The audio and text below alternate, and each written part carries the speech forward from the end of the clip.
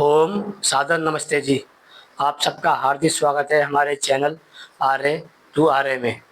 आइए आज हम वैदिक कक्षा को आरंभ करते हैं अपने नए विषय के साथ। आज का हमारा विषय रहेगा विद्यादान महादान।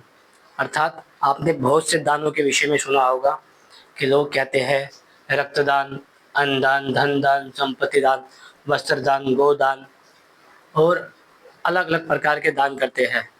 जो व्यक्ति जिस प्रकार का दान करता है वह उस दान को महादान कहता है। यदि मान लीजिए आप अन्नदान करते हैं तो आप अन्नदान को महादान कहते हैं। यदि आप धन दान करते हैं तो आप धन दान को महादान कहते हैं। यदि आप संपत्ति दान करते हैं तो संपत्ति दान को ही महादान कहते हैं। यदि आप वस्त्र दान करते हैं तो वस्त्र दान को ही महादान कहते हैं। यदि आप गोदान करते हैं तो आप गोदान को ही महादान कहते हैं। यदि आप अंगदान करते हैं तो आप अंगदान को ही महादान कहते हैं। यदि आप रक्तदान करते हैं तो रक्तदान को ही महादान कहते हैं। आखिर ये महादान है क्या? आइए इस विषय पे बात करते हैं। इस विषय को आरंभ करने से पहले यदि आप चैनल में नए आए तो चैनल को सब्सक्राइब कीजिए, बेल आइकन को प्रेस कीजिए और एक शेयर और एक लाइक कर दीजिए। आइए इस विषय पे बात करते हैं। इन सब में सबसे उत्तम दान कौन सा है? पहले आरंभ करते हैं हम विद्यादान से, क्योंकि यदि आपको विद्यादान का महत्व पता चल जाएगा तो आपको बाकी सारे दानों का महत्व समझ आ जाएगा कि ये दान क्यों किए जाते हैं और क्यों नहीं किए जाते हैं। सर्वप्रथम हम बात करते हैं विद्यादान की। विद्या कहते हैं किसी भी समाज की जो आत्माएं होती है, संस्कृति होती है, उसको विद्या कहा जाता है। अर्थात समाज में जो व्यवहार होता है उसका मूल कारण होता है विद्या। यदि आप किसी मनुष्य को विद्या दे देते हैं, विद्या का दान कर देते हैं, तो उसके जीवन में सभी प्रकार की समस्याओं का समाधान हो जाता है। जैसे कि यदि आपने एक बच्चे को विद्या दान देकर शिक्षित बना दिया तो वह अन्न, धन, संपत्ति, वस्त्र इन सबको स्वयं क्रय करके खरीद सकता है। किंतु यदि आपने उसे विद्या दान नहीं दिया तो आप उसे एक प्रकार से अपाहिज बना देते हैं। इसलिए जब हम बात करते हैं दानों में महादान, तो दानों में महादान विद्यादान कहलाता है। अर्थात संसार में जो सबसे उत्तम दान है उसे विद्यादान कहा गया है। यदि आपने किसी को एक बार विद्या दान कर दी तो आपने उसके जीवन का कल्याण कर दिया। आपको फिर दोबारा उसे कभी जीवन में दान देने की आवश्यकता नहीं पड़ेगी। केवल एक बार दान देने से जिससे समाज का कल्याण हो जाए, जिससे व्यक्ति का कल्याण हो जाए, जिससे राष्ट्र का कल्याण हो जाए, उसे ही कहा जाता है महादान। केवल एक बार देने मात्र से जिसका कल्याण हो जाए उसे कहा गया है महादान।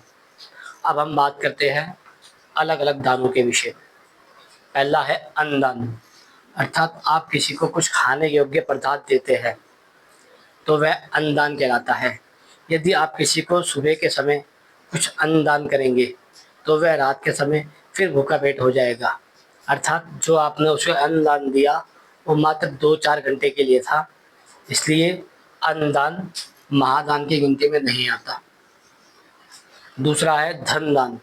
अर्थात यदि आप किसी को धन देते हैं, पैसा देते हैं, रुपया देते हैं, तो वह भी उसकी आवश्यकताओं के अनुसार पूरा हो जाता है और दूसरे ही क्षण वह भी नष्ट हो जाता है। इसलिए धन दान भी महादान की गिनती में नहीं आता। तीसरा है संपत्ति का दान।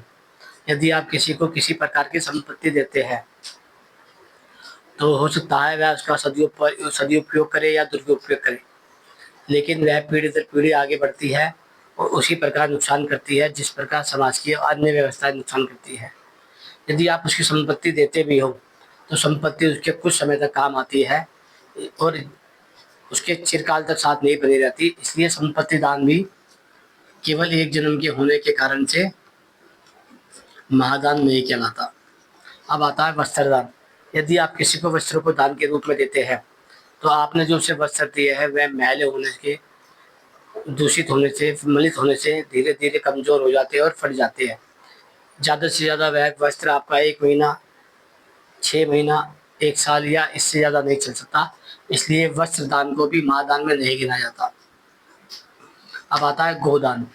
गोदान आपको गाय के रूप में दिया जाता है या अन्य पशु पक्षियों के रूप में दिया जाता है, उसे कहते हैं गोदान।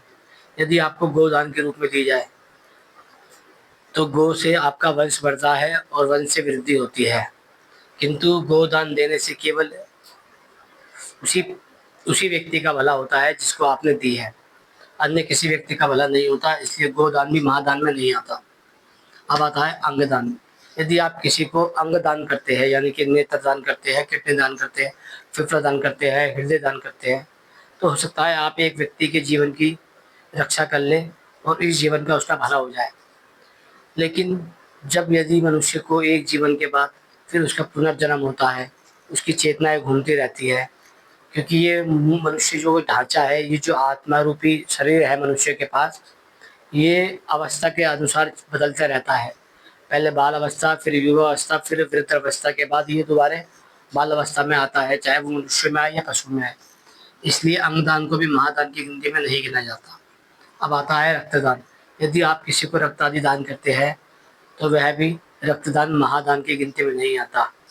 वह उसकी आवश्यकता को पूरा कर सकता है, लेकिन सभी आवश्यकताओं को पूरा नहीं कर सकता। इस प्रकार ये अन्न दान, धन दान, संपत्ति दान, वस्त्र दान, गोदान, अंगदान और रक्तदान महादान की गिनती में नहीं आते, क्योंकि यदि आप उनको एक बार दे देते हैं तो वह उनकी प्यास उनको संतुष्ट नहीं कर सकती। वह दोबारा इसकी इच्छा रखते हैं और हर बार एक नई चीज़ को पाने की उनकी कामना बढ़ जाती है। किंतु यदि आप किसी को एक बार विद्या का दान देते हैं तो आप उसकी आत्मा को प्रकाशित कर देते हैं कि वह निर्णय करने लायक हो जाता है, वह समाज में व्यवहार करने लायक हो जाता है, वह समाज को आगे बढ़ाने लायक हो जाता है। इसलिए संसार में सबसे बड़ी जो उत्तम विद्या है, दान है, वह विद्या दान है। विद्या दान को ही महादान कहा जाता है। संसार में महादान केवल एक है, जिसे विद्या दान कहते हैं। अब हम बात करते हैं 4 शब्दों के विषय में। पहला है भिक्षा। भिक्षा किसे कहते हैं? भिक्षा उस आवश्यकता की पूर्ति को कहते हैं जिसमें गुरुकुल के बच्चे या स्कूल के बच्चे या फिर विद्यालय के बच्चे अपनी शिक्षा के लिए, अपने गुरुकुल के लिए, अपने विद्यालय के लिए समाज में जाके दान मांगते हैं, अर्थात भिक्षा मांगते हैं, तो उसे भिक्षा कहते हैं, जिसको लेने का अधिकारी विद्यार्थी होता है। यदि आप भिक्षा के रूप में किसी को भी भिक्षा दे देते हैं तो यह अन्याय होता है इन विद्यार्थियों के साथ, क्योंकि जिस भिक्षा पर केवल विद्यार्थियों का अधिकार है, केवल गुरुकुल का अधिकार है, केवल विद्यालयों का अधिकार है, आप वह किसी और को नहीं दे सकते। यदि आप ऐसा करते हैं तो आप विद्यार्थियों के साथ और गुरुकुल के साथ अन्यायपूर्ण व्यवहार कर रहे हैं, चाहे वह जानकर कर रहे हो, चाहे वह अनजाने में कर रहे हो। इसलिए भिक्षा के अधिकारी केवल विद्यार्थी और विद्यालय होते हैं, गुरुकुल होते हैं और बटुक अच्छा ब्रह्मचारी होते हैं। अब दूसरा बात करते हैं हम दक्षिणा। दक्षिणा कहते हैं जो हमारे संस्कार आदि कर्म होते हैं। जैसे मुख्य रूप से आप 4 संस्कार के नाम जानते होंगे। पहला है जन्म संस्कार, जिसमें हम नामकरण आदि रखते हैं, जन्म संस्कार। दूसरा है विद्या संस्कार, जिसे हम मुंडन संस्कार भी कहते हैं। तीसरा है विवाह संस्कार और चौथा है अंतिम संस्कार। मुख्य रूप से आपने 4 संस्कार के नाम अवश्य सुने होंगे। जो इन 4 संस्कार को आपके घर पे कराने आते हैं उसे कहते हैं ऋत्विक। आप इसे ऋत्विक भी कह सकते हैं। अधिकतर लोग इसे पुरोहित भी क्या समझते हैं। आप जब ऋत्विक से संस्कार आदि क्रिया कराते हैं तो ऋत्विक पूर्ण अधिकार होता है दक्षिणा का, क्योंकि वह आपको बदले में अपना व्यवहार, विद्या या जो भी देता है उसके बदले में वह अधिकारी होता है। आपने सुना होगा कि दक्षिणा गुरु को दी जाती है, तो गुरु को जो दक्षिणा दी जाती है उसका मूल अधिकार यही है कि गुरु ने हमें ज्ञान दिया है, बदले में हम उसे दक्षिणा देते हैं। यदि कोई गुरु आपको ज्ञान नहीं देता और गुरु आपसे दक्षिणा मांगता है तो आप उसे दक्षिणा देने के अधिकारी नहीं है और ना ही गुरु उसको दक्षिणा लेने का अधिकारी है। इसलिए मूलभूत आपको ये समझना चाहिए, दक्षिणा लेने का अधिकारी वह है जिसने आपको बदले में कुछ दिया है या संस्कार आदि दिया है, तो वह बदले में आपसे दक्षिणा ले सकता है। लेकिन ऐसा नहीं है कि आपने किसी एक व्यक्ति को गुरु बना लिया है, उसने आपकी आत्मा को ना प्रकाशित किया है, ना आचरणवान किया है, ना विद्यावान किया है। तो आप ये सोचो कि मैं इनको अन्न, धन, संपत्ति, वस्त्र, गो, अंग या रक्तदान दे दूँ, तो यह दान मेरा गुरु दान कहलाएगा। ऐसा बिल्कुल नहीं है, क्योंकि वह गुरु दान में नहीं, जब तक नहीं आ सकता, तब तक गुरु आपको कुछ ना दे और बदले में फिर आप गुरु को कुछ ना दो। इसलिए दक्षिणा ऋत्विक को दी जाती है या गुरु को दी जाती है। अब आता है दान। दान किसे दिया जाता है? दान का मुख्य उद्देश्य होता है समाज का कल्याण करना। अर्थात दान का अधिकारी या तो फिर या आप्त पुरुष होता है, या समाज सुधारक होता है, या समाज की भलाई चाहने वाला व्यक्ति होता है।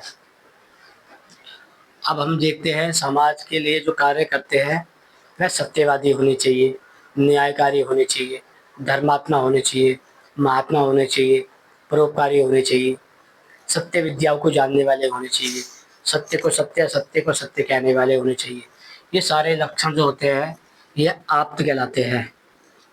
और पुरुष का अर्थ होता है आत्मजन, अर्थात जो व्यक्ति अपनी आत्मा के तुल्य दूसरे की आत्मा को चाहता है, जो अपनी आत्मा का सुख दूसरी आत्मा के सुख के बराबर चाहता है, जो चाहता है कि मैं भी कल्याणकारी हूँ तो अन्य भी कल्याणकारी हो, वह चाहता है मैं भी परोपकारी बनूँ तो अन्य भी परोपकारी बने, जो सभी समाज की कल्याण की कामना करता है, उसे आप्त पुरुष कहते हैं, चाहे इसमें स्त्री हो या पुरुष हो।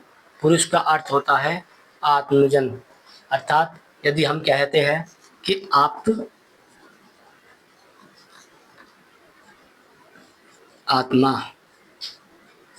आप आत्मा को समाज सुधारक के रूप में समझ सकते हैं, समाजिका के रूप में समझ सकते हैं, आप किसी भी रूप में समझ सकते हैं कि दान लेने का मात्र एक ही अधिकारी है, आप्त आत्मजन, अर्थात वह व्यक्ति जो समाज के कल्याण के लिए कार्य करना चाहते हैं, वह दान लेने के पूर्ण अधिकारी है। यदि आप उन व्यक्तियों को दान देते हैं तो वह समाज का भला करेगा। समाज का भला करने से वह व्यक्तियों का भला करेगा, परिवार का भला करेगा और व्यक्ति का भला करेगा। यदि हम किसी राष्ट्र की इकाई के बारे में बात करते हैं तो उस राष्ट्र की इकाई प्रत्येक व्यक्ति होता है। एक व्यक्ति से उसका परिवार निर्भर करता है, उस परिवार से उसका समाज निर्भर करता है, समाज से राज्य निर्भर करता है और राज्य से राष्ट्र निर्भर करता है। यदि हमें राष्ट्र को उन्नत करना है तो हमें उसकी सबसे छोटी इकाई मनुष्य पे काम करना पड़ेगा। यदि आप मनुष्य को विद्यावान बना देते हैं तो धीरे धीरे समाज भी राष्ट्रवान बन जाएगा। किंतु यदि आप प्रत्येक विद्या को अविद्या में घुसाकर मूर्ख, अनपढ़, विद्याहीन बनाते हैं तो समाज भी धीरे धीरे, राष्ट्र भी मूर्ख हो जाता है। आपको मुख्यतः ये समझना चाहिए कि दान लेने का अधिकारी केवल सामाजिक कार्यकर्ता होते हैं, जो समाज का कार्य करते हैं, समाज के परोपकार के लिए कार्य करते हैं। अब आता है भीख। भीख ऐसा व्यक्ति मांगता है जो असामाजिक होता है। असामाजिक होता है अर्थ वह समाज की भलाई के लिए भीख नहीं मांगता, वह अपने व्यक्तिगत इच्छाओं की पूर्ति के लिए भीख मांगता है। यदि मान लीजिए आपके पास कोई व्यक्ति आया और वह भीख मांगता है तो वह आपको कभी ये नहीं कहेगा कि मैं समाज के कल्याण के लिए भीख मांग रहा हूँ, क्योंकि मुख्य रूप से जो समाज के लिए भीख मांगता है वह दान के रूप में कार्य करता है और वह आपको बताएगा कि हमें ये पैसा चाहिए, समाज के लिए चाहिए, हम इस पैसे को समाज में लगाएंगे और समाज का कल्याण करेंगे। लेकिन जो व्यक्ति भीख मांगता है उसका उद्देश्य अपने जीवन की इच्छाएं होती है। वह यदि चाहे तो काम भी कर सकता है, रोजगार भी कर सकता है, व्यवसाय भी कर सकता है, चाहे छोटा हो या बड़ा हो सब कर सकता है। लेकिन भीख हमेशा असामाजिक व्यक्ति मांगता है, जो कभी भी समाज के लिए कार्य नहीं करता, अर्थात वह समाज का कभी भला नहीं कर सकता, ऐसे व्यक्ति भीख मांगने निकल जाते हैं। या तो ये व्यक्ति आपको मंदिरों के बाहर दिखाई देंगे, या फिर गुरुद्वारे के बाहर दिखाई देंगे, या फिर चर्चों के बाहर दिखाई देंगे, या फिर मस्जिदों के बाहर दिखाई देंगे। अर्थात इन चारों में ये सबसे अधिक आपको दिखाई देंगे, इसके अलावा ये कहीं दिखाई नहीं देंगे। तो इसका अर्थ ये होता है कि जो असामाजिक तत्व हैं, उनका मुख्य और एक स्थान आपको या तो मंदिर मिलेगा, या मस्जिद मिलेगा, या चर्च मिलेगा, या गुरुद्वारा मिलेगा, या तीर्थ स्थल मिलेंगे। इसका अर्थ यही होता है कि समाज को भीख नहीं देनी चाहिए, क्योंकि भीख असामाजिक व्यक्ति को दी जाती है। ऐसा करना बहुत निंदनीय कार्य है। आप किसी भी समाज का यदि भला चाहते हो तो आपको ये आज ही बंद कर देनी चाहिए। अब दूसरा शब्द आता है सहायता।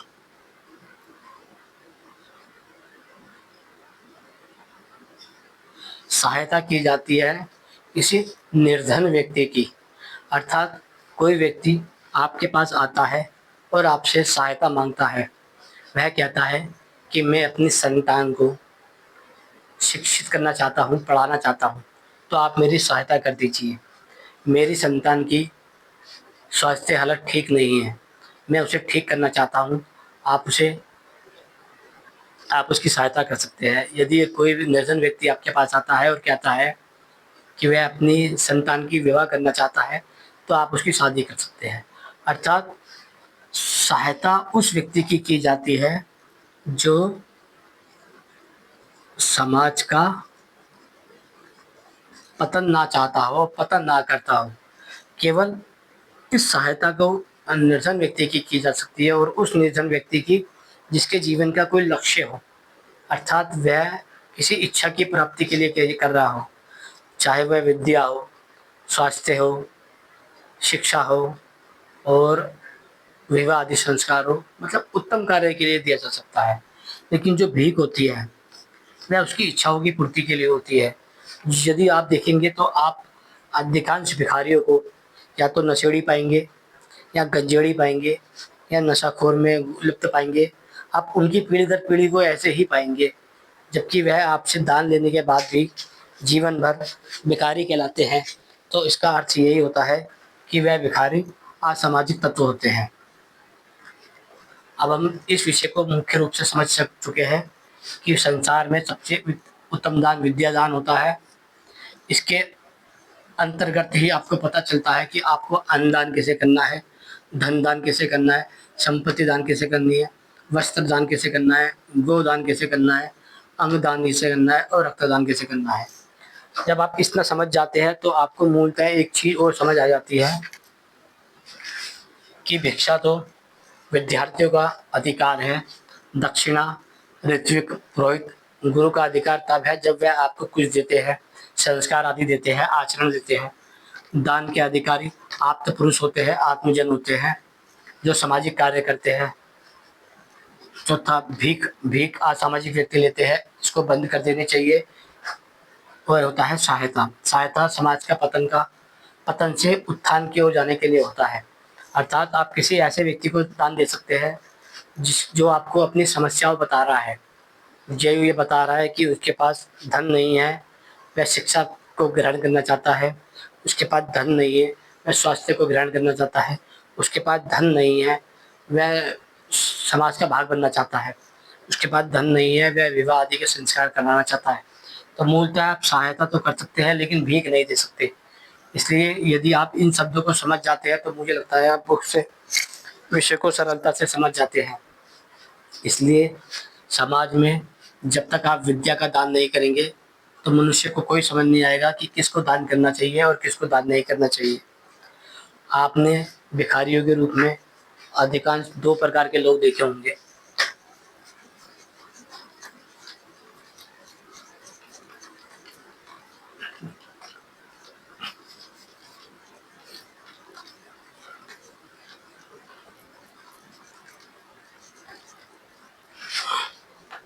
आपने भिखारी के रूप में अधिकांश दो प्रकार के लोग देखे होंगे। पहला होता है सन्यासी,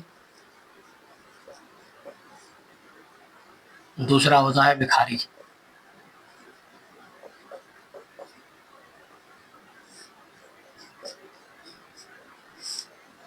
सन्यासी और भिखारी। अब मूलतः आपको ये दिखाई देगा कि ये दोनों के दोनों ही भीख मांग रहे हैं।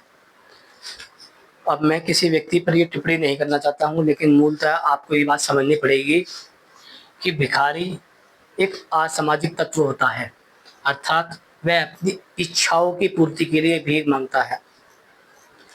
वह आपके पास आकर ये भी कह सकता है कि भगवान आपको बहुत देगा, आप मुझे भगवान के नाम पे दे दीजिए। यदि कोई व्यक्ति, उस भिखारी व्यक्ति सबसे पहले आपकी आस्था का ध्यान रखता है और फिर मांगता है। भिखारी आपसे किसी भी प्रकार से मांग सकता है। आपने देखा होगा रोड पे खड़े हुए बच्चे होते हैं, वे भीख मांगते हैं, अलग अलग तरकीब आजमाते हैं। कोई बच्चों को गोदी में उठा लेता है, कोई हाथ को बांध लेता है, कोई पैर को बांध लेता है, कोई आंखों को फोड़ देता है। अलग अलग प्रकार से जब भिखारी होते हैं ये मूलतः असामाजिक होते हैं। इससे समाज का सदा ही पतन होता है। अब हम बात करते हैं सन्यासी की। सन्यासी जो चोला ओढ़ता है वह धर्म का चोला ओढ़ता है, अर्थात आप उसे देख के कहते हैं कि ये बड़ा धार्मिक आदमी है, इसलिए इसे सन्यासी कहा जाता है और इसको दान देते हैं। लेकिन जब ये सन्यासी आपके घर पे आता है तो सन्यासी का भी कोई कर्तव्य होता है। जब यह वह आपसे दक्षिणा के रूप में पैसे ले सकता है। मूलतः आपको ये बात समझनी पड़ेगी कि सन्यासी का धर्म क्या है। क्या सन्यासी आपके पास आकर ये कह देगा कि भगवान के नाम पे पैसा दे दो, तो आप उसे दे देंगे? वह आपके पास आके कह देगा जय शेरा वाली माता की, तो आप उसे दान दे देंगे? वो आपके घर पे आके कह देगा जय महादेव की, तो आप उसे पैसा दे देंगे? यदि आप इसे अकारण पैसा दे देते हैं तो ये भी असामाजिक व्यक्ति कहलाता है, क्योंकि इससे भी समाज का पतन होता है। इसलिए सन्यासी को जब तक दान नहीं दिया जा सकता, जब तक सन्यासी आपको बदले में कुछ ना दे। सन्यासी का क्या धर्म होता है, क्या कर्तव्य होता है, क्या संस्कार होता है, हम इस विषय पे आपसे कल बात करेंगे। कल हमारा विषय रहेगा सन्यासी का धर्म क्या है, जिसके बदले में वह अन्न, वस्त्र और धन आदि एक ले सकता है।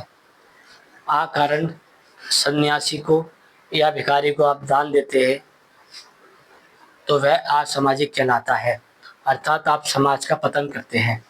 आपने आज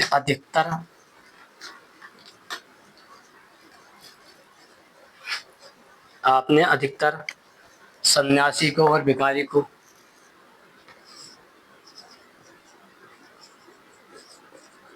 नशाखोरी करते देखा होगा। इस नशाखोरी का कारण क्या है? वह वही है कि आप दोनों को भीख देते हैं। मैंने कहा ना कि भीख देना ही असामाजिक व्यक्ति का पतन का कारण बन जाता है। इसलिए हमें सर्वप्रथम भीख नहीं देनी चाहिए। किसी भी व्यक्ति को अकारण से कुछ भी नहीं देना चाहिए। उसका कोई मुख्य कारण होना चाहिए जिसे आप देते हैं, चाहे वह भिक्षा हो, दान हो, दक्षिणा हो, सहायता हो। किसी भी कारण से इन सब का कुछ ना कुछ उद्देश्य होना चाहिए।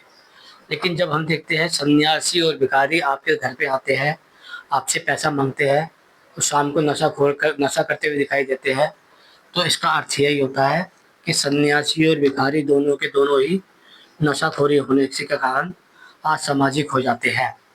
हम आपको सन्यासी, भिखारी इन दोनों के विषय में अलग से समझाएंगे अगली वीडियो में कि सन्यासी को दान क्यों देना चाहिए और भिखारी को दान क्यों नहीं देना चाहिए। भिखारी को दान क्यों नहीं देना चाहिए और सन्यासी को भी दान क्यों नहीं देना चाहिए। किस सन्यासी को दान देना चाहिए और किस सन्यासी को दान नहीं देना चाहिए। यदि आप सन्यासी के विषय में समझ जाएंगे तो मुझे लगता है आप भिखारी के विषय में मूल रूप से समझ जाएंगे, क्योंकि नशाखोरी तो दोनों ही करते हैं। लेकिन आपको ये समझना है कि क्या आपका धन इनके नशे में जा रहा है। यदि आपका धन इनके नशे में जा रहा है तो मूलतः उसके भागीदारी आप भी है, क्योंकि समाज का पतन आपके धन के आधार पर किया जा रहा है। ये केवल उसके करने वाले हैं। इसलिए सन्यासी और भिखारी पे हम आपको अगले वीडियो में समझाएंगे कि सन्यासी किसे कहते हैं और भिखारी किसे कहते हैं। सन्यासी भिखारी के रूप में हो सकता है और भिखारी सन्यासी के रूप में हो सकता है। भिखारी सन्यासी दोनों नशाखोरी के रूप में हो सकते हैं और नशाखोर भिखारी और सन्यासी के रूप में हो सकता है। यदि आप इस विषय को समझ जाते हैं तो मुझे लगता है आप बहुत से विषय को समझ जाएंगे। चलिए आज का विषय यहीं समाप्त करते हैं। आज आपको मुख्यतः अंतर पता चल गया होगा कि विद्यादान महादान इसलिए कहलाता है क्योंकि विद्या ही आपको सभी चीज़ों की जानकारी देता है जिससे आपको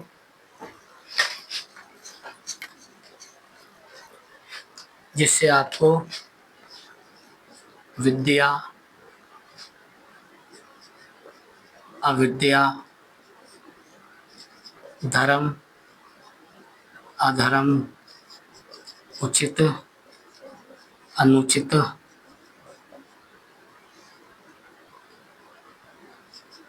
सत्य असत्य इन विषयों की जानकारी हो जाती है। जब आपको इन विषयों की जानकारी हो जाती है तो आप किसी भी व्यक्ति से, किसी भी समाज से या किसी भी समाज की इकाई से जब जुड़ जाते हैं, जब आप इस विषय को सही से समझ जाते हैं, किसी भी अविद्या फैलाने वाले, अधर्म फैलाने वाले, अनुचित फैलाने वाले और असत्य फैलाने वाले व्यक्ति सदा ही समाज का पतन करते हैं, किंतु विद्या फैलाने वाले, धर्म फैलाने वाले, उचित फैलाने वाले, सत्य फैलाने वाले समाज का उत्थान करते हैं। हमें उत्थान और पतन के भेद के लिए विद्या चाहिए होती है। इसलिए मूलतः विद्यादान इसलिए बड़ा दान कहलाता है क्योंकि विद्या दान पाने के बाद मनुष्य को किसी और दान की आवश्यकता नहीं रहती, किसी और दान पर वह निर्भर नहीं करता। इसलिए यदि आपने समाज की सबसे छोटी इकाई मनुष्य को एक विद्या दान कर दी तो आपने धीरे धीरे राष्ट्र को दानवान बना दिया है, विद्वान बना दिया है, विद्यावान बना दिया है। चलिए आज का विषय यहीं समाप्त करते हैं। ओम नमस्ते जी। वीडियो को शेयर कीजिए और लाइक कीजिए।